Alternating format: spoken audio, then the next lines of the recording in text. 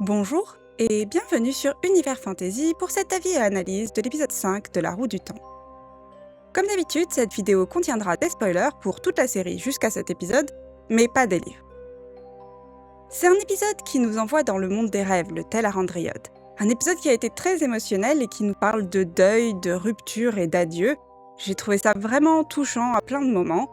Et je crois que pour vous spoiler un petit peu ma critique, je peux vous dire que la meilleure scène de l'épisode, pour moi en tout cas, c'était la discussion entre Lan et Moiraine, quand ils boivent un coup, et on en rediscutera très bientôt, mais je vais analyser l'épisode en regardant chaque lieu un par un, et surtout on finira avec les rêves évidemment, et on va commencer à Tar Valon. À Tar Valon, on continue à nous présenter un petit peu les combats politiques, on va dire, entre Siuan et Elaida. Celle-ci réussit enfin à avoir un entretien individuel avec Siuan, et elle vient lui critiquer un peu ses décors. En gros, elle lui dit qu'elle est une pauvre minable qui vient des fins fonds de la rue, enfin du fin fond de la rivière, puisqu'elle vient d'une famille de pêcheurs, et qu'elle ne mérite pas vraiment sa place. On a su dans un épisode précédent que Elaida avait essayé d'atteindre le siège des Merlines et qu'elle avait perdu face à Siuan. Donc il y a un peu de tension entre les deux personnes, et Elaida vient, en dehors du fait qu'elle vient pour insulter Siuan apparemment dans cette discussion, elle vient informer Siuan qu'elle va déclencher un vote pour essayer d'avoir une équipe qui ira chercher et emprisonner Rand, en gros. Elle lui dit que c'est ce qu'elle aurait dû faire elle-même, mais comme elle l'a pas fait, Elaida va essayer d'avoir un vote pour pouvoir autoriser ça. C'est un truc assez intéressant, la politique à Tar Valon. Pour l'instant, on en a vu que des petits bouts, parce qu'ils n'ont pas vraiment le temps de se concentrer dessus, mais j'aime beaucoup l'actrice qui joue Elaida, elle est très bonne, et Siuan aussi. Ça fonctionne plutôt bien, la relation. On comprend très vite pourquoi, on va le voir dans la scène d'après, Siuan a des doutes sur le fait qu'Elaida soit potentiellement Âge Noir ou pas. Je trouve que c'est encore plus intéressant de montrer qu'elle ne l'est pas. Parce qu'on a les trois là, Siuan, Leane et Veryn, qui essayent toujours de se débarrasser de l'Âge Noir dans la tour, et elles pensent en effet que l'une d'entre elles pourrait être Elaida, potentiellement qu'Elaida pourrait être la nouvelle boss de l'Âge Noir à la place de Liandrin qui est partie maintenant, et elles vont essayer de la piéger pour voir si elle va essayer de libérer ou de tuer les prisonnières. Ce qui est intéressant, c'est que je crois que c'est un des trucs qui me fascine le plus dans La Roue du Temps, parce que ça fonctionne très bien dans les livres en tout cas, et je trouve que dans la série, ils ont bien réussi à le faire jusque-là aussi, c'est que les héros qu'on suit, ils sont en conflit avec évidemment les gens qui servent le ténébreux, mais ils sont aussi en conflit avec plein d'autres gens qui sont du bon côté, on va dire qu'ils sont du côté de la lumière. Les gens à la Tour Blanche qui sont pas d'accord avec la façon dont il faut gérer le dragon réincarné. Les Sanchuan en saison 2, qui étaient horribles, qui ont torturé Egwene et tout ça, étaient techniquement des gens du bon côté, puisque eux aussi voulaient combattre le ténébreux, être des champions de la lumière. Et c'est ça qui est intéressant, c'est que si pour défendre le monde, pour sauver le monde, il faut aussi qu'ils passent leur temps à combattre des gens dans leur propre camp. Et le fait donc qu'on découvre très vite que Elaida n'est pas un membre de l'Âge Noir, parce que Elaida va trouver les prisonnières, et au lieu donc de les libérer, elle va en tuer une et torturer l'autre pour essayer d'avoir des informations sur l'Âge Noir. Ce qui, premièrement, prouve qu'elle n'est pas de l'Âge Noir, et aussi qu'elle est assez drastique dans la façon dont elle traite les prisonniers, en tout cas. Et c'est assez intéressant comme scène de voir la complexité du monde. C'est pas tout est blanc ou noir, c'est pas t'es du côté du ténébreux, t'es méchante, et t'es du côté de la lumière, t'es forcément gentil. Non, c'est pas aussi binaire. Il y a plein de choses qui sont binaires dans La Roue du Temps, mais pas ça. Ça, pas du tout, au contraire, et c'est ça qui rend les choses intéressantes. Et c'est pareil d'ailleurs du côté du ténébreux. Il y a des gens qui bossent pour le ténébreux qui sont sympathiques. C'est ce qu'ils ont essayé de faire depuis le début de la série avec Liandrin, nous montrer que elle est pas cool et c'est une personne horrible qui a trucidé des gens et tout ça, c'est vraiment pas une bonne personne, mais qu'elle a de la complexité, de la subtilité, etc. etc. Et c'est un peu pareil avec Elaida. On a découvert un petit peu plus sur elle dans les épisodes précédents. Enfin, on a commencé à la voir un petit peu avec Mine, notamment. Elle avait une conversation assez intéressante. Et donc là, on voit une autre facette de sa personnalité. Ça va être intéressant de voir comment elle va maintenant interagir avec Siuan. J'ai quelques idées en tête, mais voilà. J'ai trouvé ça particulièrement bien aussi qu'ils aient montré à quel point Veryn et Siuan et Leane sont capables d'aller loin dans ce qu'elles sont prêtes à faire pour essayer de découvrir qui est l'Âge Noir. Donc là, Veryn, elle a utilisé sa sœur qui a des problèmes de santé, de mémoire, depuis qu'elle s'est fait attaquer dans le tout premier épisode, donc elle n'est pas dans son bon état, on va dire. et elles l'ont utilisé pour piéger Elaida, ce qui est assez... Ouais, il n'y a pas de... pas beaucoup d'émotions là-dedans, c'est très froid comme façon de piéger quelqu'un. Et pareil, c'est des gens qui sont prêts à beaucoup de choses, et c'est aussi, ça te montre le risque que représente l'Agent Noir et ce qu'elles sont prêtes à faire pour s'assurer qu'il n'y ait plus d'Agent Noir à Tar-Valon. Elles sont prêtes à aller très très loin. J'ai trouvé que les scènes à Tar-Valon étaient vraiment intéressantes. Je pense que l'intrigue de Tar-Valon est une intrigue sur le long cours. Et je dis pas juste ça parce que je connais à peu près la direction dans laquelle on va aller, mais juste parce que les scènes qu'on voit, c'est des petites scènes, on voit pas un gros bout d'intrigue, c'est des petits moments. On continue à nous montrer Laïda qui s'incruste petit à petit dans la politique, on va dire, de Tar-Valon, et Siuan qui est pas très sûre. Elle a envoyé Elaine et Nynaeve à la recherche de Liandrin parce qu'elle ne pouvait pas faire confiance aux gens autour d'elle. On voit que sa position est assez risquée et ça va pas aider vu ce que Moiraine lui demande de faire à la fin de l'épisode. Donc une partie très intéressante de l'épisode. On se retrouve ensuite à Deux-Rivières où on a Perrine, Faïl, Alanna, Bane et Chiad qui se préparent à aller libérer les sœurs et la mère de Mat. J'étais un peu surprise qu'on soit 2 jours. J'aurais pensé que, vu ce qu'on a vu dans le dernier épisode où on a vu Perrine, donc qui était l'épisode 3, je pensais qu'il allait aller directement essayer de sauver la famille de Mat. Et là, clairement, parce qu'on était le soir, je crois, à la fin de l'épisode 3. Et là, donc, il a attendu donc clairement la nuit. On est le lendemain. Faïl arrive en lui disant qu'il y a des renforts qui arrivent et donc il faut y aller maintenant. J'avais l'impression vraiment qu'ils allaient de toute façon y aller tout de suite. J'étais surprise qu'ils aient un petit peu attendu. Juste avant qu'ils partent faire cette mission, on a aussi quelques scènes entre Alanna et Maxime qui ont une relation toujours très tendue. Maxime continue à vouloir aller à la recherche de Liandrin plutôt que d'être là. Et ça explose un petit peu quand Alanna parle d'utiliser le pouvoir pour créer du brouillard afin de masquer la tentative de sauvetage de la famille de Mat. Mais Maxime est très inquiet qu'elle se fasse remarquer par les Blancs Manteaux. Tiens, d'ailleurs, précision, je dis Blancs Manteaux depuis 3 vidéos. C'est l'ancienne traduction. Il faut que vous compreniez, ça fait quelques temps que j'ai pas lu les livres, j'ai fait une grosse pause après le tome 6. Et depuis, je regarde que des vidéos en anglais sur le sujet. Et du coup, je suis allée voir et je me souvenais plus de la traduction. Ok, de White Cloak en anglais. Et du coup, je suis retournée voir et sur Internet, on m'a dit « J'ai vu Blanc Manteau », je fais « Ok, ça doit être Blanc Manteau ». Et du coup, depuis 3 vidéos, je dis Blanc Manteau, alors qu'en fait, il y a eu une nouvelle traduction. La Roue du Temps, ça a été retraduit assez récemment, et la nouvelle traduction, c'est Cape Blanche. Ce qui fonctionne un peu mieux, je trouve, parce que c'est White Cloak en anglais, donc littéralement Cape Blanche. Donc je vais dire Cape Blanche à partir de maintenant. C'est pas juste que d'un coup, je me mets à changer de façon de traduire, c'est juste que c'est la vraie bonne traduction, la plus récente traduction qui est un peu plus exacte que l'ancienne, parce que c'est pas des manteaux, c'est des capes qu'ils ont.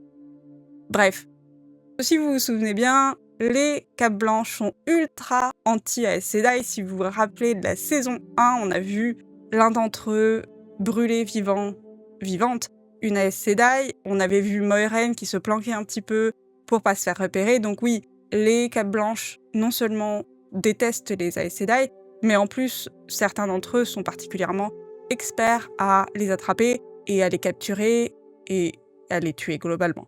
Du coup, Maxime s'inquiète énormément pour Alanna et il veut pas la risquer et il dit que il veut pas la voir se sacrifier comme elle a sacrifié Ivan en fait. Et ils ont une espèce de scène où ils se séparent en fait, qui est juste avant. Vraiment, ils sont au début de leur tentative de libération de la famille de Mat. La relation explose un petit peu. Et on a enfin une explication de pourquoi Alanna a décidé de venir à Deux-Rivières, qui est une excellente explication, qui est, elle a compris, en se battant contre l'Agent Noir et contre Liandrin, qu'ils n'étaient pas prêts, et en voyant Ivan mourir, qu'ils n'étaient pas prêts en fait à se battre. Ils sont pas prêts pour la dernière bataille, et ils ne sont clairement pas prêts, ne serait-ce qu'à se battre contre l'Agent Noir, et ça lui a fait clairement un choc, au point où elle s'est dit « il me faut une armée ». Je suis un petit peu surprise qu'elle dise quelque chose genre « si personne n'est prêt à le faire, moi je vais monter une armée », parce qu'on nous a dit, il me semble, dans l'épisode 1 ou dans l'épisode 2, qu'elle était partie quasiment immédiatement après le conflit qu'on a vu dans l'épisode 1, sans vraiment parler à personne. Et du coup, tu te dis, bah si c'est ça sa réflexion, qui est une excellente réflexion, il nous faut une armée, je vais aller là d'où viennent Egwene, Nynaeve, Matt, Rand. Clairement, il y a quelque chose qui se passe dans ce coin. Elle parle du sang de Manetheren, etc., etc.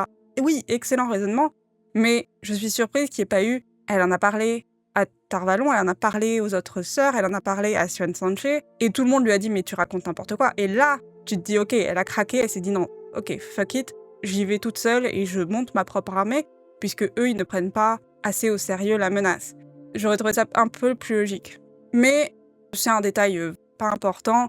Globalement, Maxime s'en fout. C'est pas qu'il s'en fout, je pense pas qu'il s'en fout, mais lui, il dit que sa motivation pour se battre, elle est plus personnelle, elle est plus intime. Il se battait pour Ivonne, il se battait pour elle, pour Alanna, et que là, ce qu'il veut, lui, plus que tout, à ce moment-là, c'est venger Ivonne. Et il s'en fout de la dernière bataille. C'est pas sa préoccupation, et c'est pas là-dessus qu'il veut se concentrer. J'ai trouvé... C'est une relation intéressante, on se rend compte plus tard, quand il y a la conversation entre Moiraine et Siouan, on se rend compte qu'elles aussi, elles ont sacrifié leur vie pour... ou en tout cas leur vie personnelle, leur vie intime, leurs autres envies, on va dire, plus mondaines, pour se préparer à la bataille finale. C'est un sacré sacrifice, et ici, globalement, Maxime dit que lui, il est pas prêt à faire ça, lui, ce qu'il veut, c'est se venger. Et donc, il part, et Alanna reste pour protéger Perrine, Faïl et les Aiel, qui sont allés libérer les sœurs et la mère de Matt. Ces derniers sont toujours dans une cage. On voit que la mère de Matt essaye de récupérer une clé pour se libérer. Elle n'y arrive pas, voire en tout cas se fait attraper par Bornald. Et l'une des personnes dans la cage, donc il y a la mère et les deux sœurs de Matt, utilise le pouvoir pour le repousser assez violemment, ce qui enrage Bornald. Et la mère prend immédiatement la responsabilité. Je suis prête à parier tout ce que vous voulez que c'était l'une des deux jeunes sœurs de Matt qui, accidentellement, sans vraiment s'en rendre compte, a utilisé le pouvoir. La mère prend la responsabilité en disant que c'était elle, et Bornald l'envoie chez Aemon Valda, qui va la questionner. Aemon Valda, depuis 2-3 épisodes, là, on le voyait dire « mais si, laisse-moi questionner », avec Bornald qui était pas vraiment pour, parce qu'il sait ce que Valda entend par questionner. Encore une fois, je vous ramène à la saison 1, où on le voyait torturer, enfin, on le voyait brûler vivante une Aes Sedai en mangeant son repas. C'était une scène d'intro d'un épisode qui était assez marquante et intense. Et malheureusement, la mère de Matt va avoir le même destin. Elle se retrouve donc brûlée vive, et Perrine la retrouvera morte un petit peu plus tard. Ce qui est une scène horrible, ce qui est traumatisant pour Matt, parce que clairement, cette femme, on l'avait vue en saison 1, elle n'était pas très très sympathique, et clairement, elle avait un problème avec l'alcool, etc., etc.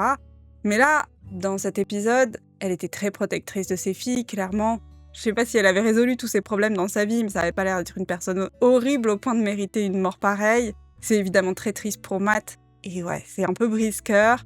Et ça nous rappelle que Aemon Valda est un homme horrible. Et je vous rappelle aussi qu'Aemon Valda, c'est pas un mec qui bosse pour le Ténébreux. On retourne à ce que je disais juste avant. Les Capes Blanches, ils servent la lumière. Ils sont contre le Ténébreux absolument à 100% toujours. Enfin, sauf s'il y a des traîtres dans le groupe, mais globalement, leur truc, eux, c'est ils servent la lumière. Ils sont absolument contre le Ténébreux. Et Aemon Valda, le problème, c'est que c'est des fanatiques, et que pour eux, les Aes Sedai qui utilisent le pouvoir, c'est déjà horrible. Ils veulent pas qu'elles existent, et donc ça pose problème.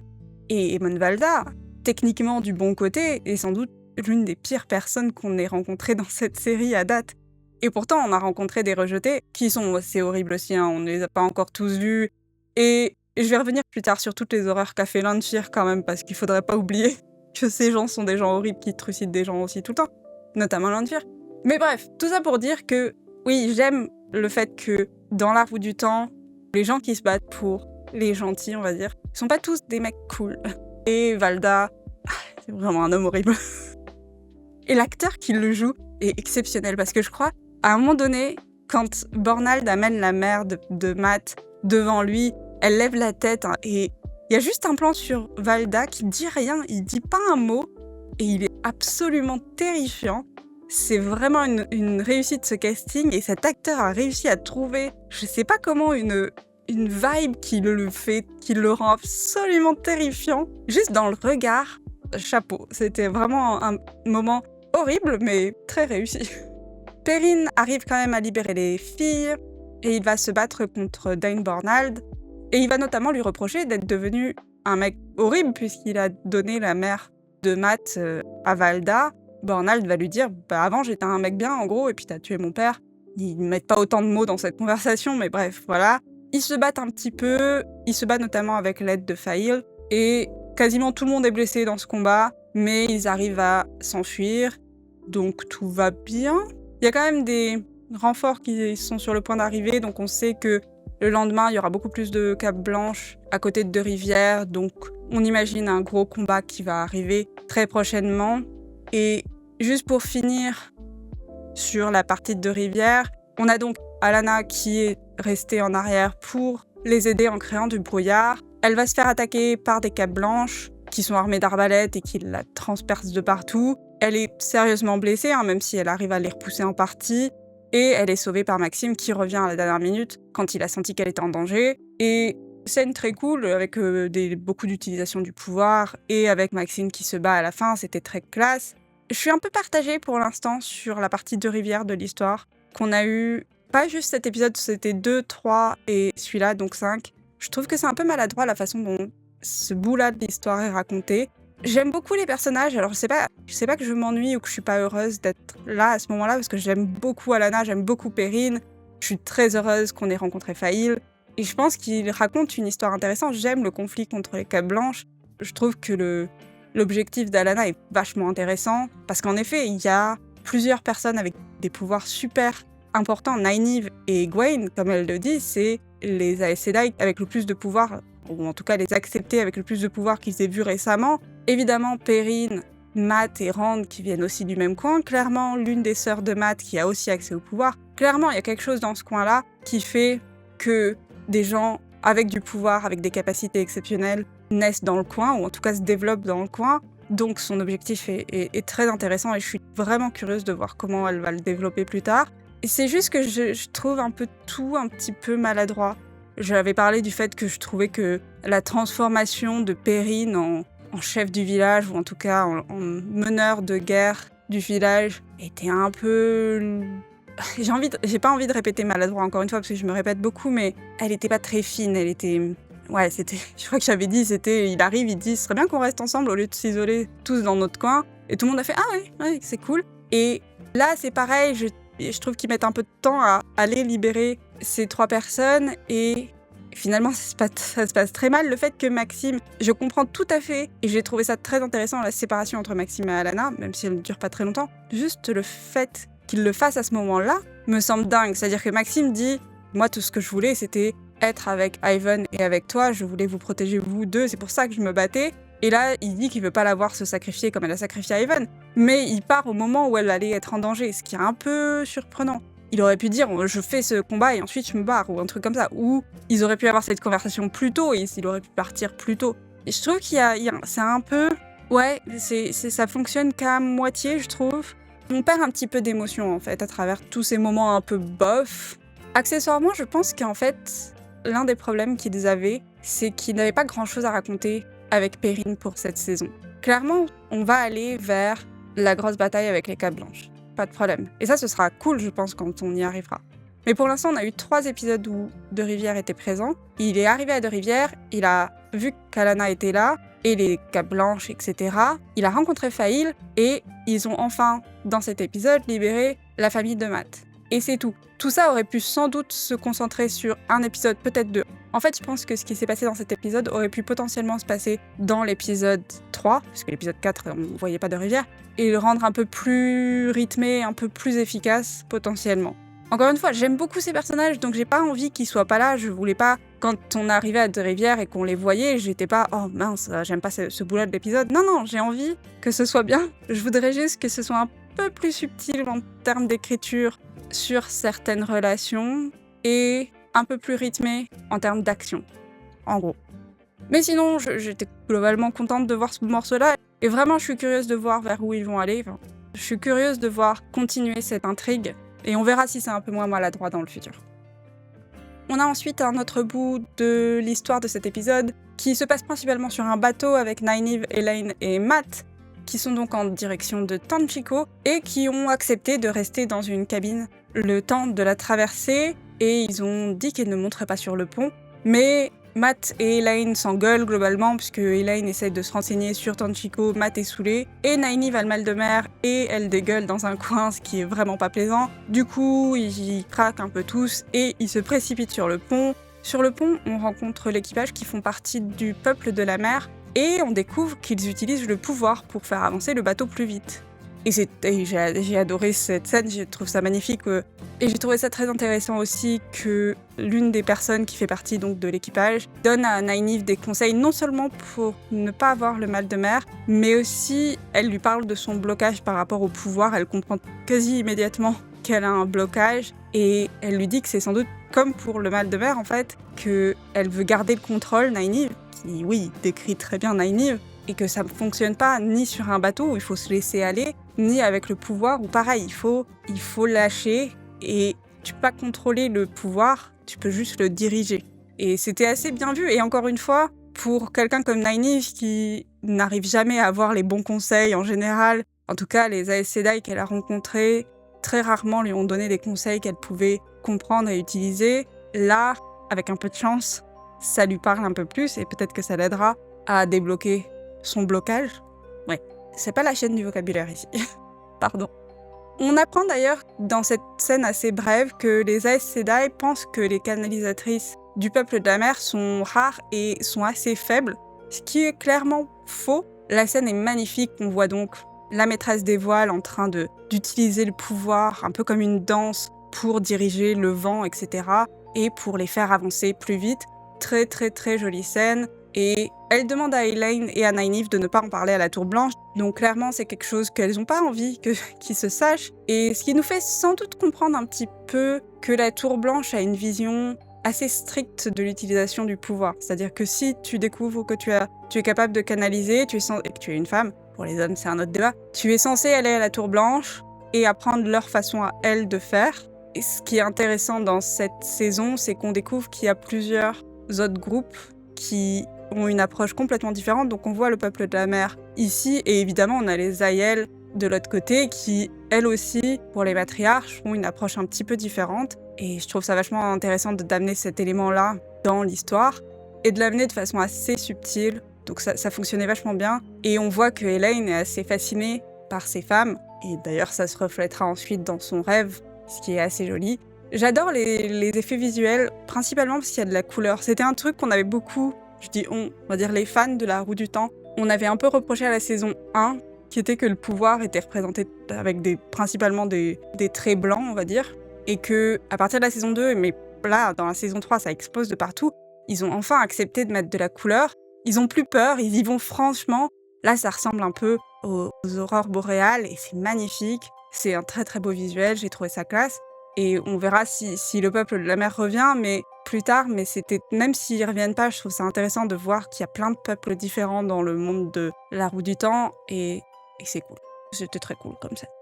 Matt découvre que Min les a suivis, et globalement, elle va se joindre au groupe, principalement parce qu'elle est la seule à avoir déjà été à Tanchiko avant, donc les autres sont un peu genre « Ok, oui, c'est peut-être pas une mauvaise idée qu'elle nous accompagne ». Matt dit à Nynaeve qu'on peut lui faire confiance, même si elle est techniquement l'espionne de Xuan Sanche. Et juste avant, on a aussi Matt qui voit un dessin qu'elle a fait de lui et de sa vision, on va dire, qu'elle l'a vu, où il était pendu. Et ce qui le réjouit pas, franchement, parce que lui, il voulait pas savoir c'était quoi les visions, et puis de toute façon, se voir pendu n'est jamais un super destin, on va dire. Et il la repousse un petit peu en lui disant que de toute façon, ça se passera pas, puisque elle avait vu qu'il avait tué Rand et qu'il ne l'a pas évidemment tué.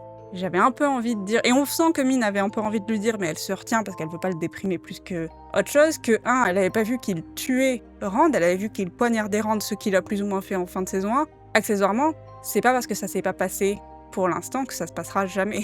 Elle l'a dit à un moment donné, en début de saison 3, là, ces visions, elles peuvent se passer dans 10 minutes ou dans 10 ans. Elle est pas capable d'évaluer, et c'est pas parce que ça s'est pas encore passé que ça se passera jamais. Mais ce qui est pas très rassurant pour notre petit Matt.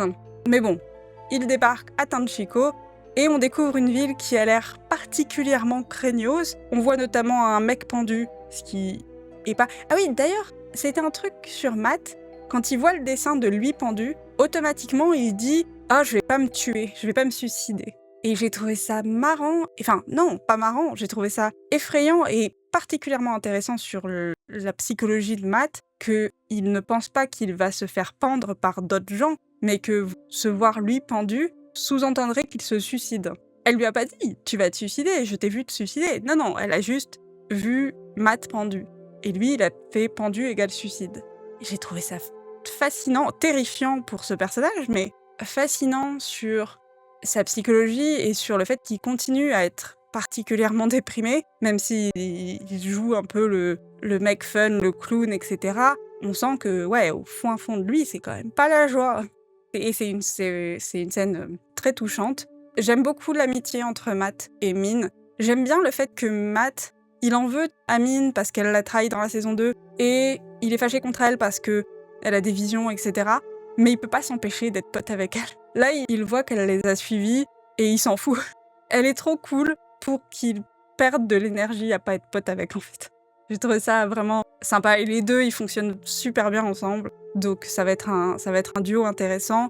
Je l'ai déjà dit dans d'autres vidéos, mais on a vraiment un bon casting. Et même les acteurs ou actrices qui n'ont pas énormément de choses à faire, qui n'ont pas énormément de scènes, ils brillent vachement. Je trouve que Min, elle a pas énormément de scènes, c'est pas pour l'instant, c'est pas un personnage majeur, on va dire. Mais à chaque fois qu'elle est là, je suis contente parce qu'elle a une bonne personnalité, elle fonctionne bien, on comprend ce qui la pousse, on comprend son affection pour Matt, etc. Donc j'aime beaucoup le casting de toute cette série globalement. Et enfin, on va aller dans le désert des Aiels, qui est évidemment le plus gros bout de cet épisode. Et on a une scène d'intro où Moiraine teste le Sarkhanen. Il me semble que ça s'appelle le Sarkhanen dans les visions de Rand, il me semble que c'est le nom qu'on lui donne, qui est donc le Sangreal qu'elle a trouvé à Ruidan, et qu'on avait vu un petit peu être particulièrement puissant, mais là, Moiraine teste clairement la puissance de cet artefact, et c'est hallucinant, c'est plus de pouvoir qu'elle n'est capable, elle, de gérer. Et ce qui est intéressant dans cette scène, outre le fait qu'elle est magnifique visuellement parlant, c'est que on voit que Moiraine manque de se brûler, manque de se perdre au pouvoir et de se brûler complètement au point de se couper de la source, ce qui est un risque dont on nous avait parlé dans la saison 1. Il me semble que Liandrine, à un moment donné, manque de se brûler aussi en utilisant trop de pouvoir d'un coup. Mais oui, si tu utilises trop de pouvoir d'un coup, tu peux quasiment te tuer et te couper de la source définitivement. Et elle a une petite discussion avec Lan qui lui parle de ce que lui il a ressenti quand elle a utilisé le Sangreal, et il finit par lui demander qu'est-ce que tu as vu dans les anneaux, ce qui nous informe donc qu'elle n'a pas encore communiqué ses visions à personne, puisqu'elle en a pas parlé à Lan, elle en a pas parlé à personne. Et clairement, Moiraine n'est pas encore prête à en discuter, ça va venir. Magnifique scène visuellement parlant, encore une fois, tout à l'heure je parlais de la couleur, du pouvoir, quand on le voit, et là c'était là, parfait. C'était avec le désert, avec le soleil couchant, etc. C'était vraiment très joli. J'ai adoré cette intro. On va rencontrer la famille de Ruark et quelques autres Aiels, et ils disent qu'ils vont rester là dans cet endroit jusqu'à ce que les autres chefs de clan se réunissent à Alcaïrdal, qui sera sans doute la fin de la saison, j'imagine, ce qui va se passer là-bas, peut-être. Je sais pas, c'était très évident ce qui allait être la fin de la saison 1 et la fin de la saison 2. Il n'y avait pas d'autres possibilités globalement que ce que ça a été. J'avoue que la fin de la saison 3, j'ai quelques théories, plus ou moins fortes, mais j'ai pas d'assurance que forcément ça peut être que ça qui va conclure la saison. Donc c'est assez intéressant le fait qu'ils aient fait une grosse déviation des livres. En fait, ça reste assez fidèle, plus ou moins, aux livres, mais comme ils vont pas dans le même ordre, on peut pas... Aucun des lecteurs peut vous dire oui, c'est sûr que dans le prochain épisode, c'est ça et ça qui va se passer. Notamment parce que certains personnages sont pas là où ils devraient être, où ils étaient dans le livre. Du coup, on sait pas comment ils vont se retrouver là où ils vont finir par aller, si ça a du sens. J'ai l'impression de tourner ma phrase dans tous les sens. Bref, on est donc avec les Aiels, on découvre un tout petit peu plus de la culture Aiel, notamment via Aviendha à qui on a demandé d'instruire Rand. Les deux sont pas contents. Rand a aucune envie de se faire enseigner la culture Aiel parce que il est pas d'humeur, et Aviendha a pas du tout envie d'être forcé à passer plus de temps avec Rand, mais les deux s'y plient un petit peu. On voit Rand, cela dit, être très sympathique et joyeux avec l'une des petites filles de Ruark, c'est une scène très mignonne. On comprend que les Aiels sont polyamoureux, donc ils ont des relations avec plusieurs personnes, pas juste des couples. Et c'est des petits éléments comme ça que j'en parlais un petit peu dans la vidéo précédente sur l'épisode 4, où je disais j'espère qu'on va continuer à découvrir la culture Aiel. Et oui, ils le font, et je suis très heureuse qu'ils le fassent. On voit Bear et les autres matriarches qui disent à Egwene qu'elles vont lui apprendre à marcher dans les rêves et à découvrir Talarandriol, le monde des rêves. Et elle a une phrase que j'ai trouvée assez intéressante où elle dit à Egwene, Bear, que le temps pour observer Rand, ou pour surveiller Rand, on va dire, est terminé. Ce qui est assez intéressant sur la personnalité d'Egwene et son parcours jusque-là, et c'est assez curieux. Elle a pas fait grand-chose depuis le début de la saison, hormis passer son test accepté, qui était évidemment un moment très très très important. Mais depuis, globalement, elle a suivi Rand. Et dans l'épisode précédent, elle s'est sentie un petit peu rejetée et elle voulait aller aider, elle pouvait pas, elle était bloquée là où elle était. Et on sent qu'elle est venue pour aider Rand, mais on sent qu'elle sait pas vraiment comment l'aider. On sent que Rand a envie de la protéger, mais il sait pas du tout comment la protéger, de ses cauchemars par exemple, etc. Et on sent que cette relation est bloquée, la relation amoureuse, on en reparlera un peu plus tard, mais aussi la relation amicale. Et je trouve que les deux peuvent être séparés, puisque la relation amicale, la relation qu'ils peuvent avoir là où Egwene veut protéger Rand parce que c'est quelqu'un avec qui elle a grandi, c'est quelqu'un qu'elle aime, sauf que tu peux pas vraiment, elle sait pas comment le protéger jusque-là, et elle sait pas quoi faire hormis le suivre. Et je trouve que là, Bear lui dit « Ok, c'est fini, ce temps où tu l'as juste suivi en espérant pouvoir l'aider s'il se passait quelque chose, c'est plus le chemin que tu dois prendre, et on va te montrer un autre chemin à suivre. » La caractérisation de Egwene est particulièrement intéressante dans cette série, je trouve qu'ils la réussissent particulièrement bien. On va en reparler dans 10 secondes. Mais avant qu'on discute des rêves et d'Egwene en plus de détails, on va parler de Moiraine et Lan, et de la meilleure scène de l'épisode selon moi, qui a failli me faire pleurer, qui j'ai trouvé extrêmement touchante, qui était extrêmement réussie de la part des deux acteurs qui sont exceptionnels, et qui est juste un beau accomplissement d'une relation qu'on a vu évoluer et changer depuis la saison 1, mais qui était aussi forte depuis le début. Bref, c'était super. On a donc Moiraine qui discute enfin avec Lan et qui lui parle de ce qu'elle a vu dans ses visions à Ruidan. Et donc elle dit à Lan qu'elle va devoir mourir. Parce que dans tous les futurs où elle vit, Rand meurt et que la seule façon qu'il survive jusqu'à la dernière bataille, c'est qu'elle meurt. Ce qui est un choc puisque Lan, il est lié à Moiraine et accessoirement, il a passé des années et des années à ses côtés, à se battre avec elle, à chercher le dragon réincarné avec elle. Il aime Moiraine, pas de façon romantique, mais de façon amicale, de façon deux guerriers qui ont passé des années ensemble à se battre côte à côte. Et il sait que Moiraine choisira de mourir plutôt que de prendre le risque que Rand ne soit pas là à la dernière bataille. Parce que sans Rand, ils perdent. Il n'y a pas d'autre option en fait. Et la façon dont Lan réagit est la meilleure façon du monde. Il lui demande si elle doit mourir là tout de suite ce soir. Elle dit non, c'est pas ça qu'elle a vu. Elle doit mourir à un moment donné, mais pas maintenant. Et du coup, elle a le temps de boire un verre avec son ami. Et ensemble, ils boivent une boisson à Yel qui est très forte et qui les fait rire. Et le moment est tellement touchant et ouf. Je savais cette condition, là, Moiraine doit mourir pour que Rand reste en vie. Je savais que ça allait arriver. Je me doutais qu'on allait apprendre l'information très bientôt. Mais la façon dont ils l'ont amené, la façon dont ils ont montré cette conversation avec ces deux acteurs juste là qui parlent, ouf, oh, c'était touchant, c'était vraiment... J'ai adoré cette scène. Les meilleurs moments de cette série sont toujours quand on a 2 ou 3 personnages qui sont en train de parler ensemble. Parce que, je le répète, je trouve qu'ils ont un très bon casting. Et ils sont capables d'écrire des très bons dialogues quand ils ont envie. Des fois, un peu moins, des fois c'est un peu maladroit. Mais des fois, assez souvent d'ailleurs, ils réussissent avec succès, 20 sur 20. Vraiment, c'était tous les lauriers du monde pour ces gens, pour cette conversation, parce qu'on sent le poids de ce que vient de dire Moiraine, on sent le poids de ces années d'amitié, on sent le poids de la responsabilité de « il faut se battre, c'est la fin du monde bientôt, il faut continuer à se battre ». J'ai adoré. Et en parlant de petits moments importants et subtils et intéressants, on voit Egwene qui va dire à Rand qu'elle va aller dormir avec les matriarches pour continuer à travailler sur le monde des rêves, et donc elle prend ses affaires et elle part. Ils s'embrassent et elle part. Et Rand dit « oui, bien sûr, il n'y a pas de souci ». Il lui sourit. Et on a vu d'ailleurs Rand sourire tout le long de cet épisode et être tout sympathique, et il râle avec Aviendha, mais il a l'air tout bien. Et il y a une demi-seconde de plan, et j'ai trouvé ça intelligent qu'il le rajoute. Et j'ai trouvé ça bien qu'il donne ce moment à cet acteur où Rand est tout seul dans sa chambre. Egwene vient de partir. clairement, sa relation avec Egwene est un peu étrange, et ni l'un ni l'autre ne sont vraiment capables de dire pourquoi ils se sont pas séparés, mais clairement, ils sont plus vraiment au même niveau, ni l'un ni l'autre. Et il y a ces 3 secondes là où on voit on voit le sourire de Rand disparaître, et on le voit se prendre la tête comme ça, et j'ai trouvé ça tellement bien. Je sais que c'est un détail, mais Rand, il a la pire vie de l'histoire. Il est dans une situation impossible où tout le monde est en panique de le voir potentiellement devenir fou, et en même temps tout le monde s'attend à ce qu'il devienne le chef de la Terre entière et qu'il leur permette de sauver le monde. Il a une responsabilité de dingue, il a une pression de dingue, et en même temps il doit passer son temps à se dire « surtout faut pas que je devienne fou, surtout faut pas que je devienne fou ». Il est surveillé. Donc, je disais tout à l'heure que la matriarche avait dit à Egwene qu'elle devait arrêter de le surveiller globalement.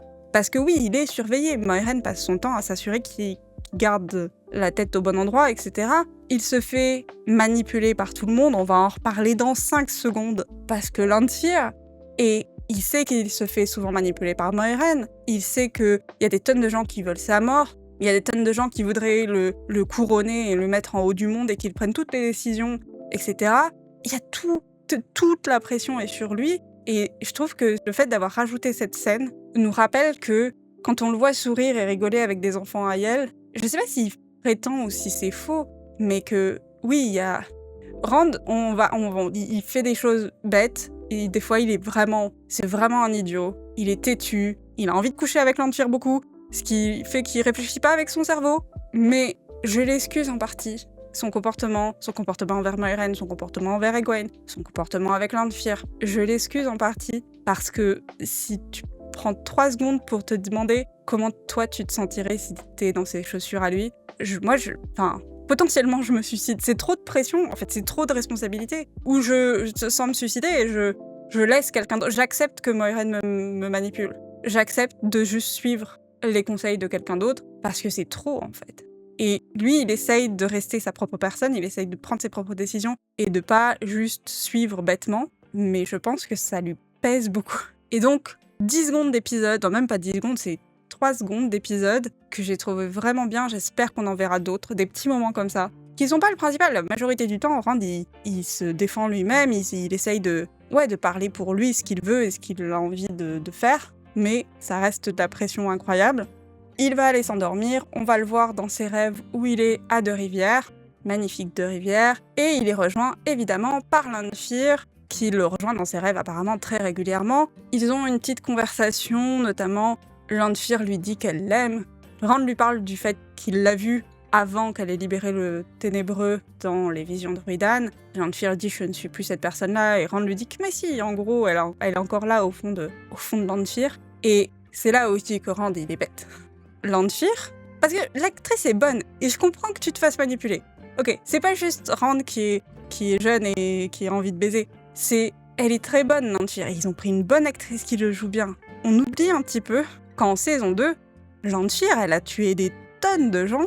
Quand elle poursuivait Moiraine et Rand, elle a tué des gens comme ça au pif, machin. Quand elle a cramé une ville en grande partie. Et là, en saison 3, on la voit torturer à répétition Egwene. On a vu dans les visions de Moiraine qu'elle pouvait tuer Moiraine aussi à répétition, ça l'amusait fortement, même si ça s'est pas passé encore, mais bon voilà. Et surtout, elle a libéré le Ténébreux dans le passé, donc. Et ensuite, elle l'a rejoint volontairement. C'est-à-dire qu'on pouvait dire peut-être que c'était un accident qu'elle ait libéré le Ténébreux. Non, après, elle l'a rejoint volontairement. Et c'est pas une bonne personne, Lanfear, ok ?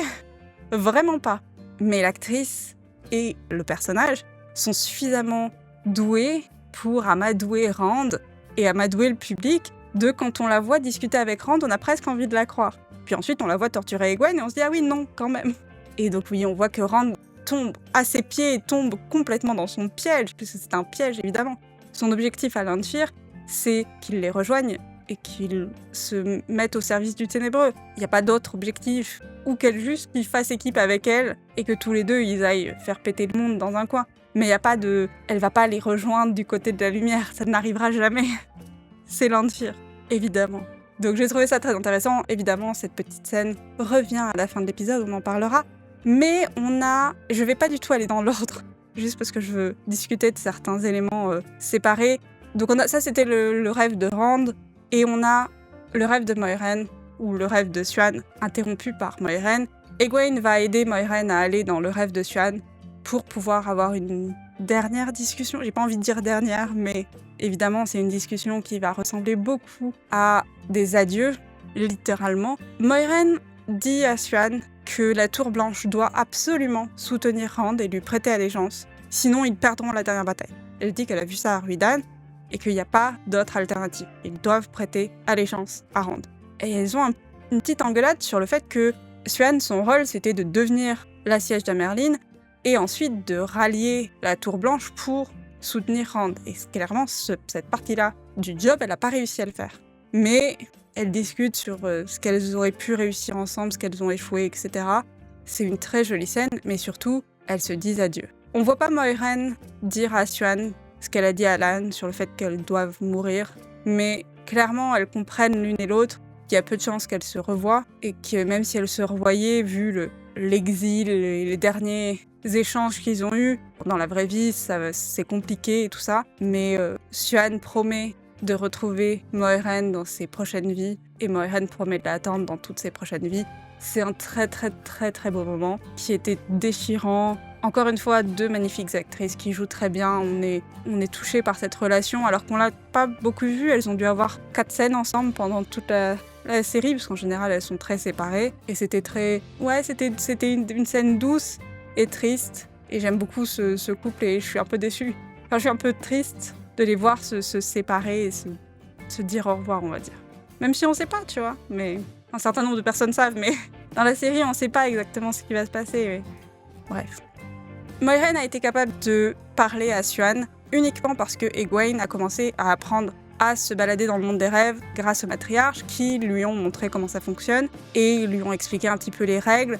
Il y a une petite scène où on la voit quand elle arrive dans le Tel'aran'rhiod la première fois, où les matriarches lui disent à quel point c'est dangereux ce monde-là, et automatiquement ses fringues changent et elle se retrouve...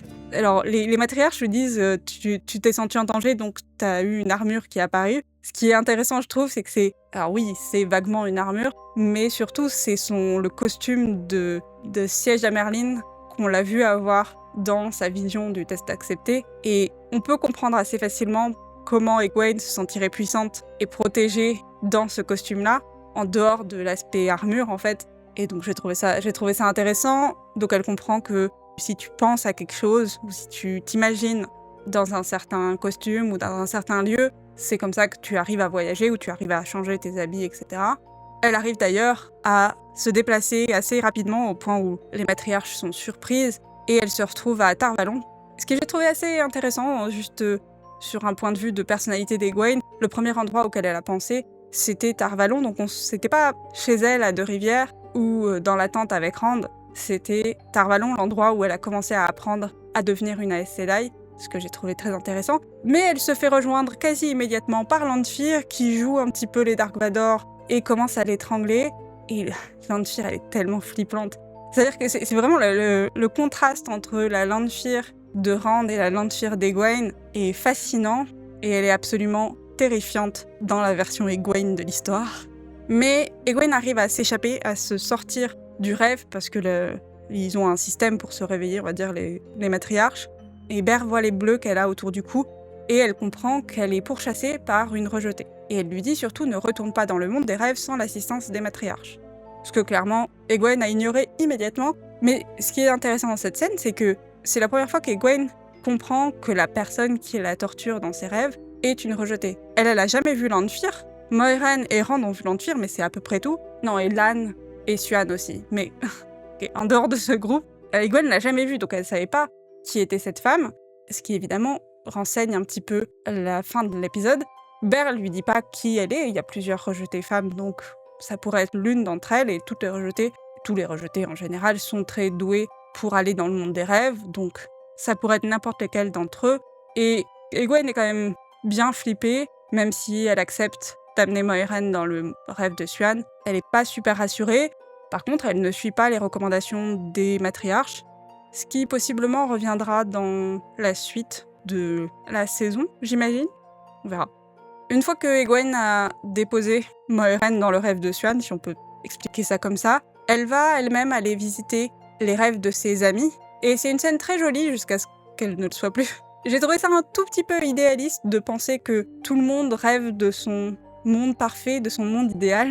Je sais pas pour vous, mais moi, mes rêves, c'est des trucs super bizarres, complètement aléatoires et étranges. Mais dans le monde de la roue du temps, elle voit Nynaeve qui rêve de sa fille, la fille qu'elle n'a pas, la fille qu'elle a eue dans la vision du test d'accepter. Et elles sont toutes les deux à Deux-Rivières en train d'écouter le vent. C'est magnifique et c'est un très beau moment. Elle voit Hélène et Avienda sur un bateau en train de manipuler le vent, etc., comme on a vu le peuple de la mer le faire avant. Ce qui est intéressant parce que ça fait écho à un des commentaires qu'on lui a fait sur le fait qu'elle voudrait s'échapper du fait qu'elle est la princesse et la future reine. Et que ça, c'est clairement un métier plus libre où elle pourrait faire ce qu'elle voudrait, où elle pourrait être avec la femme qu'elle aime, ou qu'elle apprécie, je sais pas si elle l'aime, mais qu'elle apprécie en tout cas pendant quelques temps. Et c'est une très jolie scène, très touchante. Ça, je peux bien imaginer que c'est le rêve d'Elaine. Pas de souci. On voit Matt qui est tout propre, tout bien fringué. Clairement, il a réussi à trouver de la richesse et de la joie. Il a un petit pendentif avec le corps de Valère. Je l'avais pas vu quand j'ai regardé l'épisode. Je le vois maintenant sur la photo. C'est ça, hein, ça ressemble beaucoup. Bref.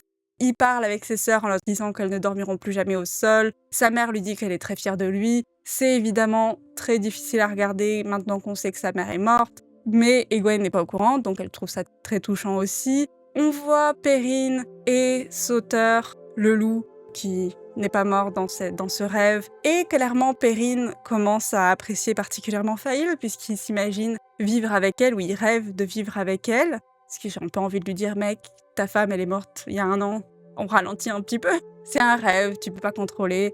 Mais c'est mignon comme vision. Egwene continue à trouver ça adorable. Et elle va donc enfin aller rejoindre le rêve de Rand. Elle le trouve sur un rocher en train d'observer le paysage des Deux-Rivières, qui est un coin qu'elle connaît parce qu'on les a vus à cet endroit-là en saison 1. Et elle est toute sourire, elle va aller le voir. Et on voit une main qui arrive, qui prend la tête de Rand par derrière, très séducteur. Et à la fois, elle s'approprie Rand Lanfear, ce qui est terrifiant. Et évidemment, on découvre que c'est Lanfear, ou en tout cas, Egwene découvre que c'est la rejetée qui la poursuit dans ses rêves. Et elle est horrifiée, elle hurle d'horreur, et l'épisode se termine là. J'ai beaucoup aimé Egwene, qui est très souriante et qui va visiter tous ses amis, qui montre quand même que ça lui manque de passer du temps avec les gens autour d'elle. Et cette scène finale... Ce qui est intéressant, c'est qu'évidemment, il y a plein de niveaux dans cette scène qui est Rand est en train, pas de la tromper, parce que techniquement, c'est dans un rêve, mais sauf que bon, c'est un rêve plus ou moins... C'est compliqué, parce que à partir du moment où tu dis que les gens vont dans le monde des rêves, c'est plus vraiment un rêve. Bref. Le fait que ce soit une rejetée, elle sait pas que c'est Lanfear, mais peu importe, c'est une rejetée, donc voilà. Le fait que ce soit la rejetée qui l'a torturée, et donc qui rajoute maintenant à la torture émotionnelle, on va dire, en lui piquant son petit ami, le fait que potentiellement Rand est en train de se faire séduire par le côté obscur. Il y a tellement de niveaux de lecture, on comprend le hurlement d'horreur de Egwene. J'aurais hurlé aussi, je pense. Et encore une fois, l'actrice qui joue Lanfear, exceptionnelle, parce qu'on la voit, elle regarde Egwene, tellement maléfique. Et c'était fabuleux comme dernière scène. Et donc, on a conclu l'épisode 5 de cette saison 3 de La Roue du Temps. C'était un bon épisode, plus paisible, je sais pas si c'est le bon mot, mais moins intense que l'épisode précédent, qui était évidemment extrêmement intense et extrêmement dense en termes d'informations qu'on nous donnait et de complexité qu'on nous envoyait dans la figure et d'imagerie, etc., etc. Cet épisode était un peu plus calme. Je disais au début que dans cet épisode, on se concentrait sur les émotions, le deuil et la rupture, parce que oui, il y a la discussion de Moiraine avec Lan et la discussion de Moiraine avec Siuan sont pour moi des moments particulièrement importants. On a Lan et Moiraine qui commencent à anticiper une possible disparition de Moiraine et juste à profiter du temps qu'ils ont ensemble pour le moment. On a Siuan et Moiraine qui, techniquement, séparent leur couple et se disent adieu parce qu'elles savent qu'elles vont sans doute plus jamais se revoir et que si elles se revoient pour l'instant, elles sont potentiellement en conflit, donc c'est très compliqué. On a Egwene et Rand qui, si techniquement ils ne sont pas séparés, même en dehors de cette dernière scène qui risque de causer un conflit particulièrement intéressant entre Rand et Egwene, je trouve que depuis cette saison 3, on les sent vraiment pas alignés. Et d'ailleurs, je suis pas la seule à le penser, puisqu'il y a des personnages dans la série qui l'ont mentionné, notamment les matriarches, sur le fait que les 2, ils essayent l'un de l'autre de se protéger. Clairement, ils s'aiment et ils s'apprécient, c'est pas une question de pas s'aimer, c'est une question de ils vont pas dans la même direction, ils ont pas les mêmes objectifs et surtout, Rand, il est dans c'est ce que je disais avant, mais Rand, il est dans un état, il doit prendre tellement de choses et apprendre beaucoup, il doit gérer la pression, il doit gérer d'apprendre son nouveau pouvoir, il doit apprendre à se battre. Il apprend avec Lan, mais en même temps, il a Aviendha qui lui dit qu'il devrait apprendre à utiliser une lance. Et il a tellement de choses qui lui arrivent en tête que c'est évidemment qu'il a du mal à gérer une relation. Egwene, pareil, elle est toujours en train de se remettre de son traumatisme de la saison 2. Elle a passé son test d'accepter, elle en a pas parlé, mais ça a dû être particulièrement traumatisant aussi. Et les deux sont juste pas en état d'être dans une relation saine à ce moment-là. Et on le voit sur le fait que, par exemple, quand ils se disent au revoir, parce que Egwene va aller dormir avec les matriarches, on sent qu'il y a pas, c'est plus naturel en fait. Alors que dans la saison, on voyait qu'ils étaient naturellement en couple et que c'était quelque chose de sain et de fluide. Là, on sent que c'est un peu maladroit et ni l'un ni l'autre ne veut se froisser, etc. Mais ils ont perdu cette connexion que tu as quand tu es en couple et que ça fonctionne bien. Et c'est plutôt bien fait, je trouve, parce que même si ils s'étaient séparés avant la scène avec Lanfear, je pense que tout le monde aurait trouvé ça logique en fait. Tout le monde aurait dit, ok, clairement, ces deux personnages, ils peuvent rester amis, ils peuvent rester proches, mais clairement, cette relation amoureuse fonctionne plus trop. Et peut-être qu'ils vont pas se séparer, honnêtement, j'en sais rien, parce que ça fait partie des déviations par rapport au livre en partie, mais ouais, j'ai trouvé ça super intéressant. On a aussi, je parlais de deuil, on a aussi donc Alanna et Maxime qui continuent à essayer de vivre avec le deuil et la souffrance que leur a causé la mort d'Ivan, très intéressant. Et on a le côté politique de l'épisode, évidemment, avec tout ce qui se passe à Tarvalon. Donc c'est un épisode qui est assez complet, mais qui est basé principalement sur les émotions et sur les conversations de deux personnes qui se parlent. Et je l'ai déjà dit tout à l'heure, mais c'est là où la série brille le plus, je trouve. Du coup, c'était un épisode plutôt solide, peut-être pas aussi extraordinaire que l'épisode 4, mais vraiment très très très solide, que j'ai beaucoup apprécié, et j'ai toujours hâte de voir la suite. Qu'est-ce que vous en avez pensé? N'hésitez pas à me le dire dans les commentaires. Et puis on se retrouve la semaine prochaine pour l'épisode 6. Merci beaucoup de m'avoir écouté et à très bientôt sur Univers Fantasy. Bye!